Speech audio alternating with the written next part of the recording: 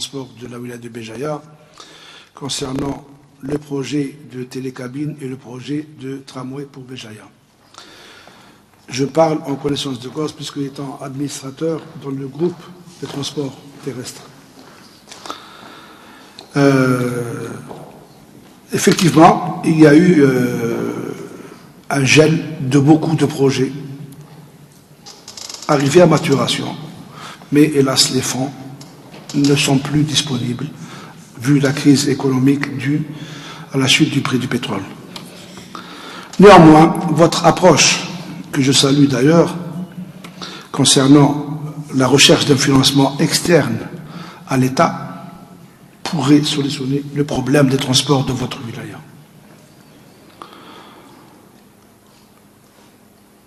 Des propositions peuvent être faites, des contrats peuvent être faits, associer l'entreprise, monsieur le directeur des transports voulait parler de télécabine, le TAC, qui est entreprise mixte algéro-française, avec pour Magalski, réunir les fonds et faire intervenir pour le télécabine.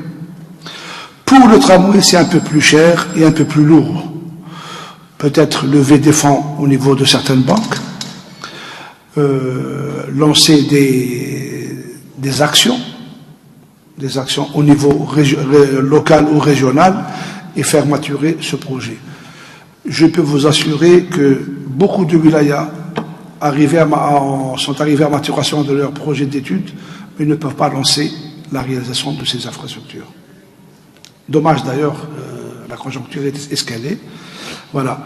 Vous avez également abordé le problème du port, gestion travaux publics, gestion de transport. Effectivement, le secteur des travaux publics réalise le port, réalise les infrastructures aéroportuaires. Le GSA, le port, gère le côté commercial. Donc, les infrastructures sont toujours du ressort du ministère des Travaux publics.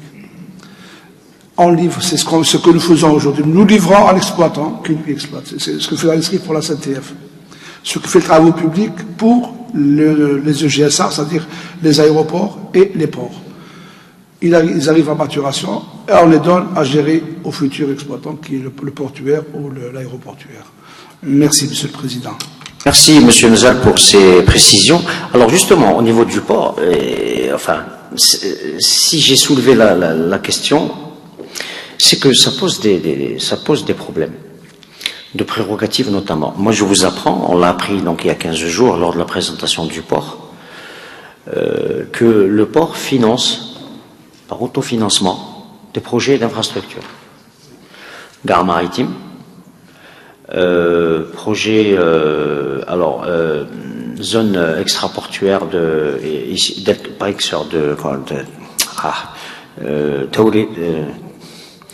d'Abu Daoud, juste à côté d'Abu Daoud. Le nom exact ne me revient pas, mais c'est juste à côté de l'université d'Abu Daoud, du campus d'Abu Daoud. Voilà. Donc le port fait des financements sur fonds propres, et dont Tixter, dans la plateforme de Tixter. Voilà. Mais simplement pour des projets plus importants, donc des quais, il y a même, je crois, l'aménagement d'un quai qui est prévu sur fonds propres. C'est lourd pour le port, parce que ce sont des investissements lourds. Et puis ça pose un problème de prérogative, puisque c'est le gestionnaire, c'est l'exploitant commercial, n'est-ce pas, comme vous l'avez si bien dit. L'exploitant commercial, en fait, va réaliser des infrastructures, mais en fait, qui ne lui appartiennent pas, puisque c'est du domaine maritime. Il y a quand même une problématique de fond à traiter par rapport à ça. Même par exemple, à l'instar du grand port du centre, du projet du grand port du centre. Vous savez, si on projette l'Algérie, si on est optimiste, et qu'on dit que l'Algérie a un grand potentiel, et c'est pas que nous qui le disons, hein, ce sont nos partenaires commerciaux de l'Algérie, dont les États-Unis, dont la France, dont l'Allemagne, dont l'Angleterre, etc. Un pays à fort potentiel. Moi, je savais ça déjà il y a 20 ans. Il y a 20 ans, on le disait déjà dans les écoles de management, à l'extérieur, pas en Algérie, à l'extérieur, on disait l'Afrique, 2 pôles en Afrique. L'Afrique du Sud, au sud de l'Afrique, La tête et les jambes. et l'Afrique du Nord. On ne disait pas l'Algérie, mais l'Afrique du Nord, pour le Nord. C'est ça les deux grands pôles qui vont drainer l'Afrique, qui vont être les locomotives de toute l'Afrique. C'est en train d'être d'actualité aujourd'hui. On parle d'Afrique de l'Ouest, on parle d'exportation, on parle de choses, et il y a la zone d'influence aussi de l'Afrique du Sud, de l'autre côté. Donc par rapport à tout ça, il y a beaucoup de choses dans notre législation. Je sais bien que notre législation est une législation protectrice du patrimoine. C'est hérité de notre histoire. C'est quelque part normal. Mais aujourd'hui, les temps changent. Et bon, il faut que tout un chacun aussi travaille dans ce sens pour libérer l'investissement. Et donc, comme il y a eu une première pour le grand port du centre, pourquoi pas pour les autres ports? Je suis pas en train de plaider forcément à la cause du port de Béjaïa, parce que nous sommes dans un développement économique et que chaque région, ma foi, n'a qu'à être attractive, et puis c'est le travail des hommes et des femmes, n'est-ce pas, qui fait que une région par rapport à une autre, une entreprise par rapport à une autre, réussit ou ne réussit pas, ou se développe mieux.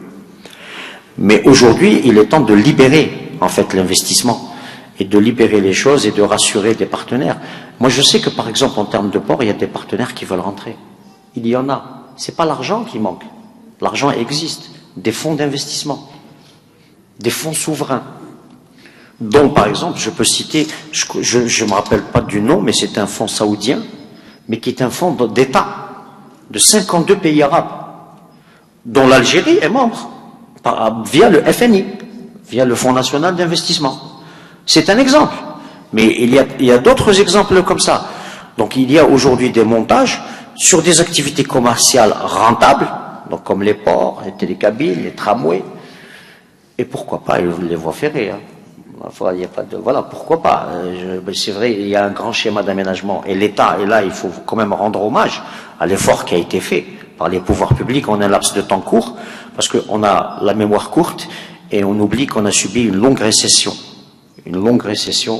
due aux années noires que beaucoup d'entre vous ont connues et ont vécues. Voilà, donc s'il n'y a pas des interventions par rapport à ce thème-là. Monsieur le Président. Alors, oui, Monsieur Nzar. Monsieur Nzar, peut-être je vais vous passer la parole avant de Merci, Monsieur le Président. Oui.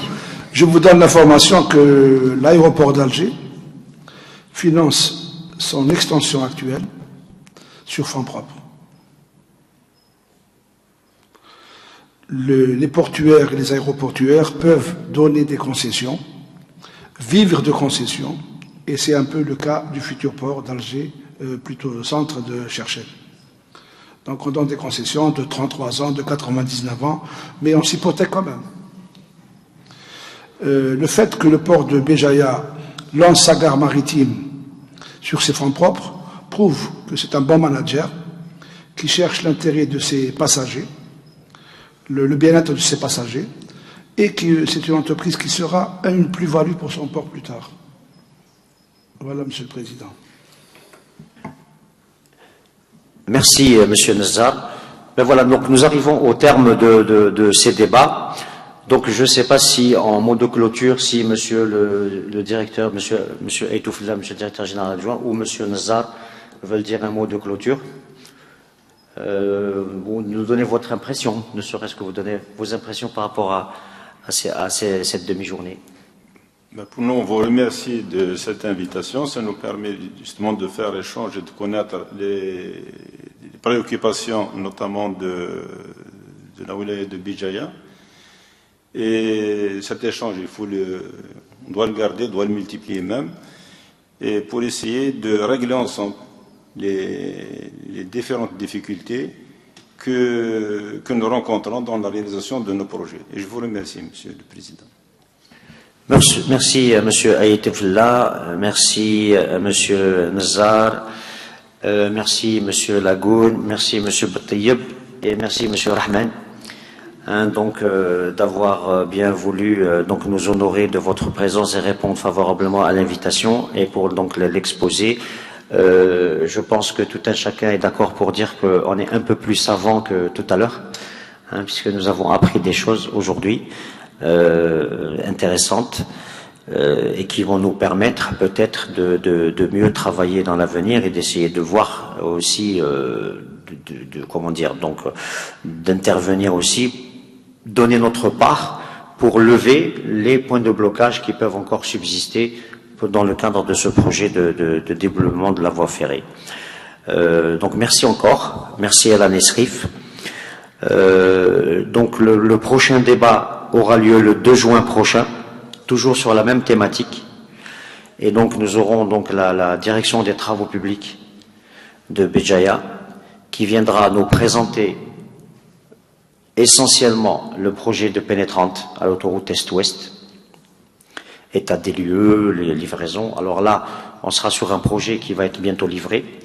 Donc voilà, ça sera différent, mais j'espère qu'on aura aussi l'occasion, peut-être dans 3 ou 4 ans, donc d'avoir la même chose donc avec la Nesrif. Mais pas que. Donc la problématique de cette journée du 2, alors je vais prendre 1 minute pour en parler. C'est toujours dans le cadre des Interlands. Donc on est toujours dans l'esprit de la logistique, hein, et donc du développement de la logistique à Béjaïa. Donc autoroute Est-Ouest, raccordement au port, raccordement au parc industriel, route nationale, qu'est-ce qui est prévu de faire sur les routes nationales, dédoublement, RN26 par exemple, RN9, aussi raccordement de ces routes nationales aux zones d'activité, puisque les zones d'activité dans la wilaya de Béjaïa sont importantes. Aujourd'hui, toute l'activité industrielle est concentrée dans les zones d'activité, puisqu'il n'y a pas de zone industrielle, n'est-ce pas, au jour d'aujourd'hui. Il y en a 2, une à Béjaïa, c'est le centre-ville, et l'autre à Akbou, à la sortie d'Akbou, il y a 3 entreprises nationales. Et c'est tout. Donc, mais pas que. Nous allons aborder l'aspect transport, mais sous un autre angle, avec la DTP. Par exemple, sens giratoire, fluidité de la circulation. Comment donc régler les problèmes de circulation? Je suis sûr que nous allons aborder le problème des dodanes. Ça, c'est un problème, bon, c'est pas le plus important en principe, hein, en termes de stratégie, mais il est tellement vécu par tout le monde que certainement que nous allons aborder ça. Mais aussi liaison de tous les villages de la wilaya, et qui sont nombreux, et donc chemin de wilaya, donc état des lieux. Et là, je sais qu'il y a eu un gros effort qui a été fait par le secteur. Et enfin, nous allons aborder les aspects infrastructures portuaires, hein, puisque c'est la DTP qui réalise. Voilà. Donc, nous n'avons pas parlé aujourd'hui du fret aérien qui a été demandé à plusieurs reprises par les opérateurs. Mais je peux vous dire qu'on en a discuté en aparté, donc avec l'équipe de la Nesrif et le directeur des transports, et que nous allons nous attacher au FCE à traiter la problématique. C'est-à-dire, qu'est-ce qu'il y a lieu de faire pour pouvoir initier une activité de fret aérien à Béjaïa et qui est demandée par l'ensemble des opérateurs. Voilà, donc je ne voulais pas terminer sans dire cela. Je vous remercie tous de votre présence et j'espère que ces débats ont été fructueux et enrichissants pour vous tous. Merci.